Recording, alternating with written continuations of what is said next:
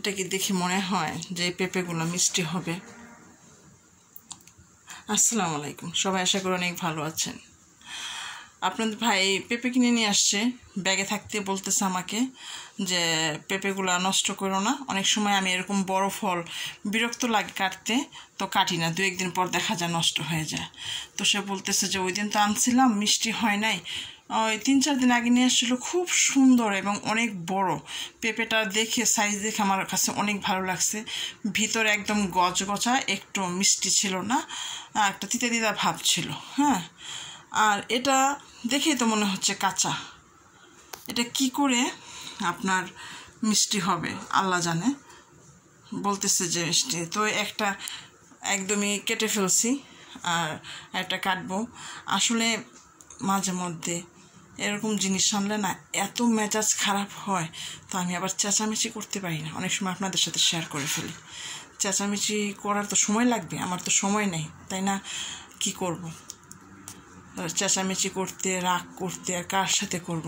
কারণ আমরা দুজনের একজনও ঝগড়া করতে পারি না, আর সময়ও নাই। এই যে পেঁপেটা, এই জিনিসটা কাটতে, পেঁপে, তরমুজ, তারপর আনারস, এই ধরনের জিনিসগুলো কাটতে না, মিষ্টি কুমড়া, অনেক আমার বিরক্ত লাগে। কারণ এগুলো সময় নিয়ে ধৈর্য ধারণ করে কাটতে হয়। কোনো অসুবিধা নাই, দেখতেই মনে হচ্ছে কেমন যেন ভ্যাট কারা। তারপরও এটা আমার দায়িত্ব না, এবং আমি দোকানিকেও দোষ দিচ্ছি না। এটা আসলে র্যাপ করা থাকে। গত সপ্তাহে নিয়ে আসছিল $9 দিয়ে, এটা 2টা নিয়ে আসছে $10 দিয়ে।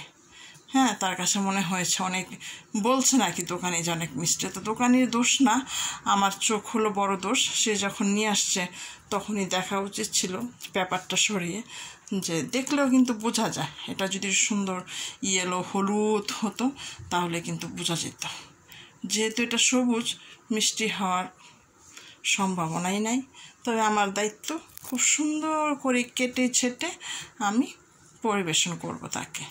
মাঝখান থেকে আমার একটাই সমস্যা, সময় নষ্ট। এগুলা করতে সময় নষ্ট হয়, এই সময়টা আমি অন্য জায়গায় ব্যয় করতে পারতাম, এই আর কি।